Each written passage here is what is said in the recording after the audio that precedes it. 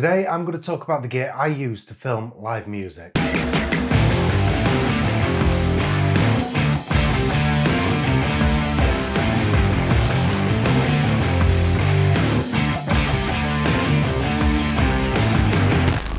Hey, I'm Dan, I run Volca Media. I'm a content creator for touring bands and musicians. My job is I go on tour with bands and I create daily content for them. Today I'm going to talk about the gear and the tools that I use to create this content and why I use it. All the gear I'm going to be talking about today I've chosen for very specific reasons. This is a setup that I've managed to mold over the past 2 years of doing this job. So yeah, let's start. Generally when I go out on tour I take 3 or 4 cameras out with me. Each one's got its own use, but my main number one camera is the Sony A6500. I'm currently shooting on this camera right now. It's a fantastic little camera. It's absolutely perfect for my needs at the moment. I did have the A6300, but I ended up upgrading to the A6500 after about a year of using that, mainly for the in-body stabilization. One of the main reasons that drew me to Sony and the A6500 is the low light capabilities. It performs really well in low light, especially when it's paired with a fast lens. Is absolutely fantastic because 90% of the shows that I shoot are dark indoor venues. I can crank that ISO up and I can be safe in the knowledge that the footage won't be too noisy. I can clean that up a little bit in post with a denoiser, but usually I prefer to try and get the cleanest quality straight out of camera rather than relying on post to deal with the situations. I rely on autofocus quite a lot. I know a lot of people don't like that. Some people do, some people don't. I'm in the camp of I do like autofocus. I rely on it a lot. It's got really good autofocus. Sometimes in darker venues it has to hunt a little bit,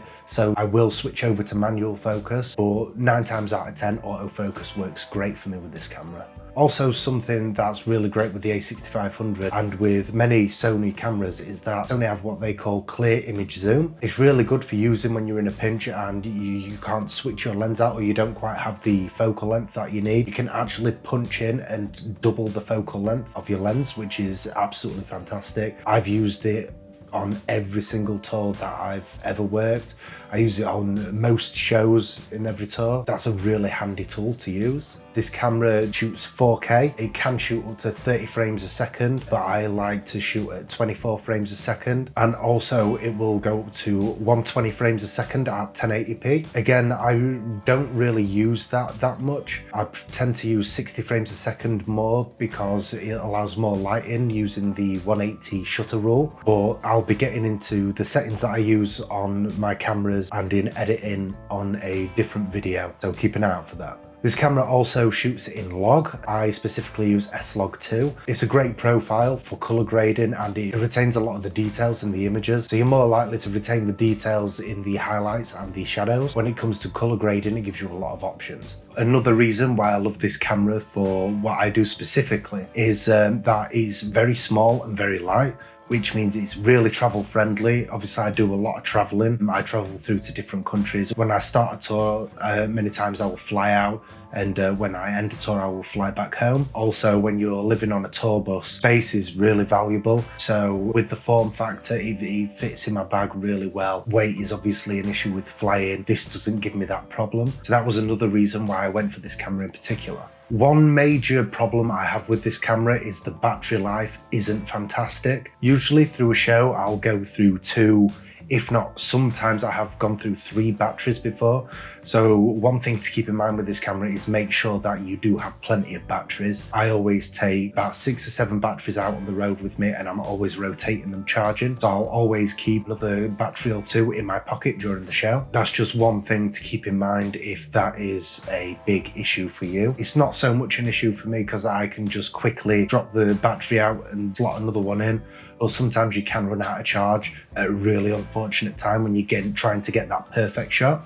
One thing that I have noticed with this camera, compared to the A6300, which I previously owned, that overheating isn't so much of an issue anymore. So I think you can pick this camera up brand new now from Amazon for about £1,400, thereabouts. You can pick them up second hand. I actually picked this one up second hand off of a friend. I've seen them go for £800. I definitely would recommend this camera to anybody who is thinking about getting into filming live music. So my second camera is the Canon EOS 750D. Sony. This is actually the first camera I ever bought myself. It's a good camera for beginners. It's entry level. This is my backup camera in case anything happens to the Sony. The main times I actually use this camera is I lock this off on a tripod at front of house so I can get back of venue shots, which sometimes are quite difficult to get if you're in a large venue. This is something that you can kind of set and forget and go about capturing the rest of your footage. This camera doesn't shoot 4K, it shoots 1080p. It can shoot up to 29.97 frames a second. Again, I shoot at 24 frames a second, so I don't use that. It's not amazing in low light. If you push the ISO, it does get very grainy, even with a faster aperture lens,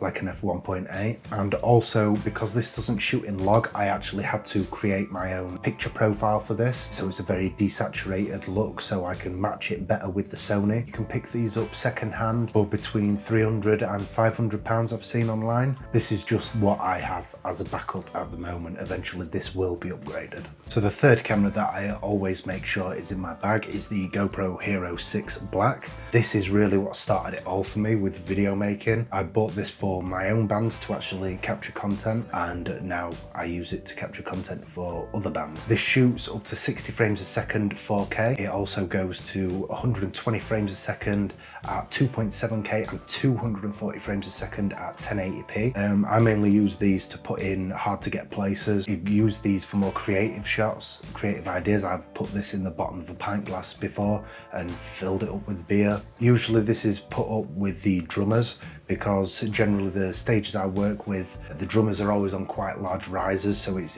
usually quite difficult to get up there. You always double check before you put it up there with the drum tech and the drummer themselves to make sure that it's not going to be in the way. Again, the batteries aren't fantastic on these. Out of the box, low light, it's not amazing, but I have keyed in my own profile on it, so I've managed to figure out a way to get it perform pretty well in low light, which I'll explain in another video. Another thing that I sometimes use this for is for time lapses, because I can just set this up somewhere, leave it running, not have to worry about it. The bendy tripod that I use with this is a bendy tripod by DigiCharge. I got this for $8.99 off of Amazon. I don't need anything majorly expensive. It does the job it needs to do. This is great for wrapping around any rigging, poles, drum racks, wherever you need to put it, just placing it anywhere so you can capture a time lapse. Another mount that I use is this clip with a gooseneck on it. This is really good for, I've used this to attach to headstocks of guitars. I've also done this, attached it to mic stands. It's very sturdy. You can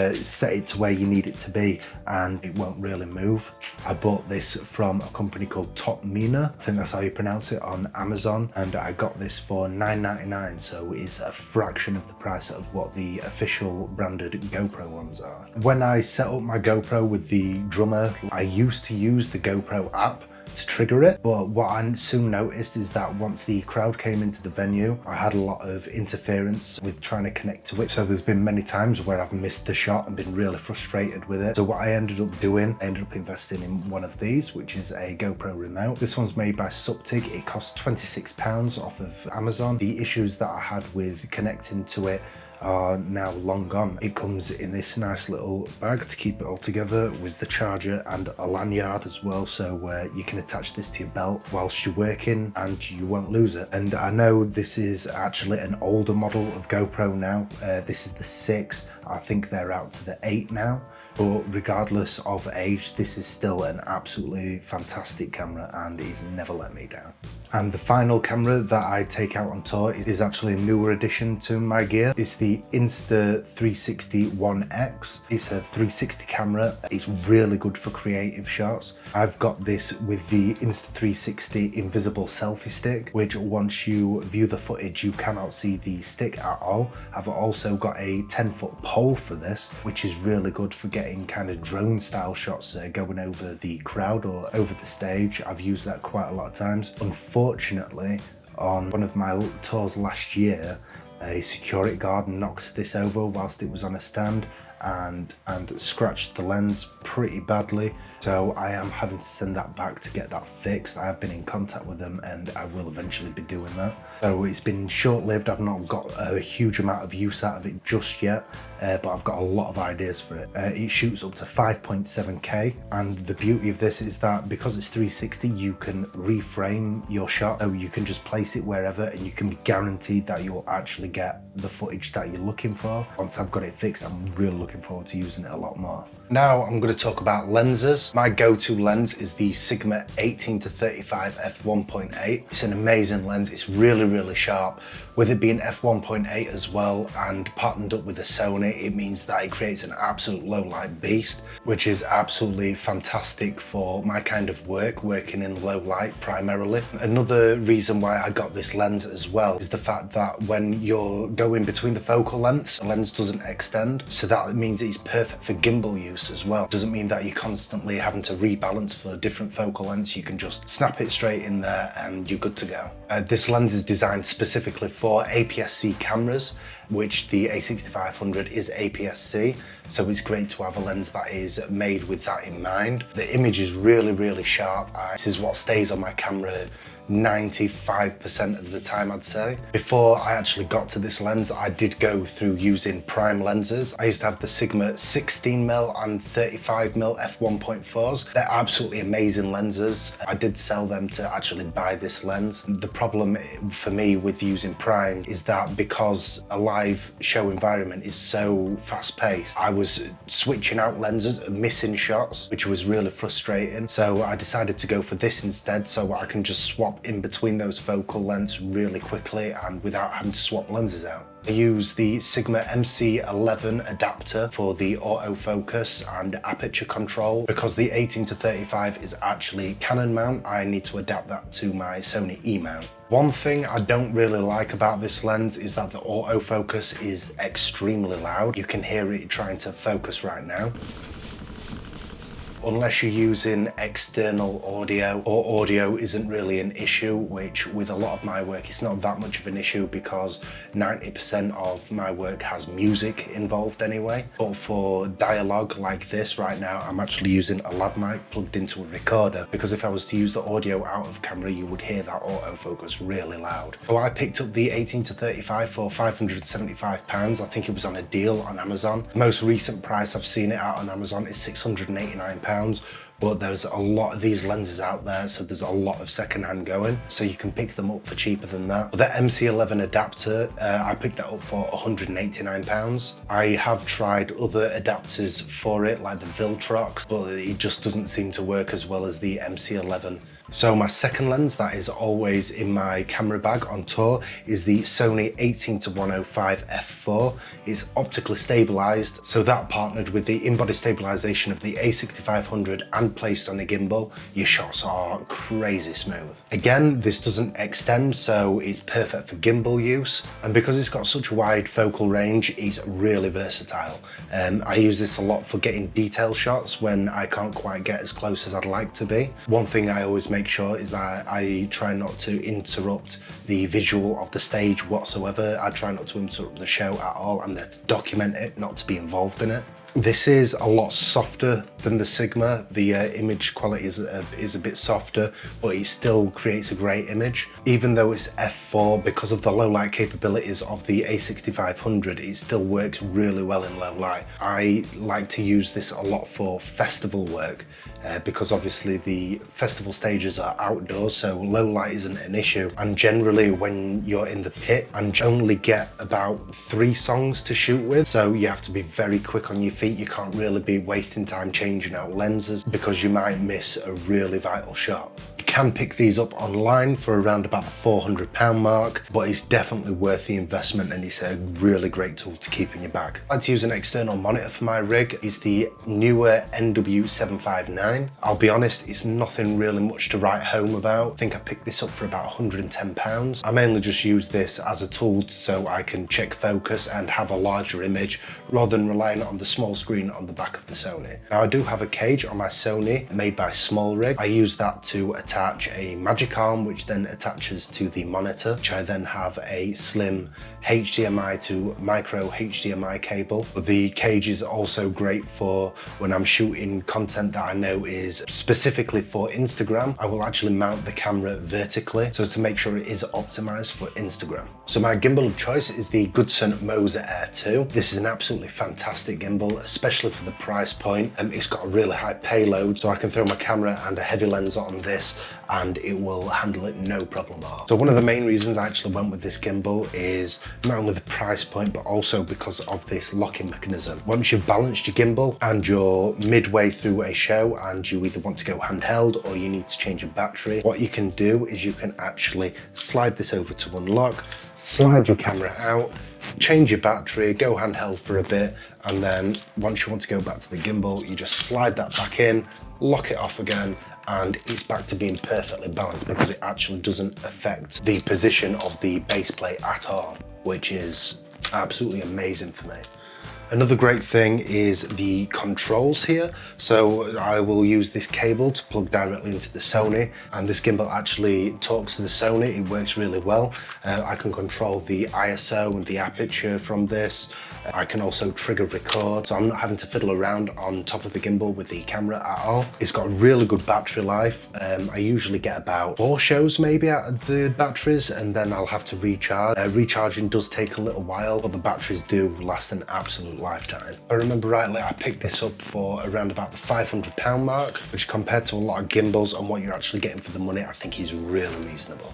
Audio, I use the Takstar SGC598 shotgun mic. It's really cheap. I think it's about £30 on Amazon. It works really well for what I need. I'm not majorly reliant on audio for my work, so audio is generally a bit of an afterthought for me. But regardless of that, it is a really good mic, especially for the price. It has got a 10 dB boost on it and also a low cut filter, so you can reduce any room ambient noise. It uses a 3.5mm jack, which you just place straight into your audio input of your camera, and it's actually battery powered itself, so it won't be drawing any power at all from your camera, which is great. So the SD cards that I use are the 128GB SanDisk Extreme Pro. They're really good. I've had issues before with other brands where they've actually corrupted during a shoot and I've lost a full shoot's worth of footage. I've gone for the 128GB ones because I used to use the 64GB ones, and I started to notice that I was shooting so much footage I was actually going through that 64GB. So then I'd have to stop what I'm doing, take out the SD card, place another one in. If that has old footage on it, format that as well. It's just more time wasted, and you need to be really fast with what you're doing. The 128GB, I'm yet to go over that during a single show, so this seems to be a perfect size for me. I would advise when buying SD cards, if possible, to wait until a sale's on. I usually wait until Black Friday's deals are on Amazon, and I can pick these up for sometimes less than half the retail price. So moving on to my editing setup, I use a 15-inch 2019 MacBook Pro. I'm running OS Catalina. I've always used Macs for editing, and it's never let me down. It edits 4K footage really well. It handles that no problem. 1080p footage, you can edit that all day. The battery life on it's really good. I sometimes actually use my iPad as an external monitor on tour, just so I can have the extra real estate. But 15 inches is generally a pretty good size, and although it is very pricey, it is definitely worth it. I run the Adobe Creative Suite 2020, so my main editing software is Premiere Pro. There's nothing wrong with any of the other editing softwares. I'm sure they're all great, but I come from a graphic design background, so it made sense for me to go forward with that because the user interface was very intuitive for me. So one of the downsides to having one of the newer MacBooks is the fact that they've gotten rid of 90% of the ports. So you need to have a lot of these. You have to have dongles. I've actually gone through quite a few of these, trying to find a decent one that doesn't break the bank. This one's by iCarry. It seems to be doing the job really well at the moment. One thing that I will say about these is that you need to be wary of the SD card readers. They've always failed on me, they've never worked. So I actually use a standalone SD card reader, which is the SanDisk Extreme Pro USB-C. This is really fast, really reliable. I've never had any issues with this at all. I picked this dongle up off of Amazon for £25, and I got this SD card reader off of Amazon again for £17. My main editing hard drive that I use on the road is the Samsung T5 1TB SSD. I'm creating daily content, so I need to be as fast as possible. So having really fast read-write speeds for post is absolutely integral for my workflow. For my headphones that I used whilst I'm editing are the Beats Studio 3 wireless headphones. These are expensive, but they're really nice to use. The sound cancellation on these is really good because obviously I work in very loud environments, so cancelling out all the outside ambient sound and being able to focus on your edit is really important, and I absolutely love these. So thanks for watching the video. I really hope this is informative for people wanting to know what gear to use filming live music. I've pieced this setup together over the past 2 years of doing this job full time. There has been a lot of thought that's gone into the whole setup, so this has been tailored for me and my needs. It may work for you, other people have different rigs. This one just works really well for me. I hope I covered everything. If there's anything else you'd like to know, let me know in the comments and I'll try to address them. This is the first time I've done one of these types of videos, talking to a camera, so hopefully it comes across pretty well. I'll be making more of these videos explaining about my job, what I do, little tips and tricks for people who are wanting to get into filmmaking in the live music industry. There's a lot of things that I've picked up along the way that I'm going to be sharing with you. Yeah, I hope you like this video. I hope it's informative, and I'll see you later.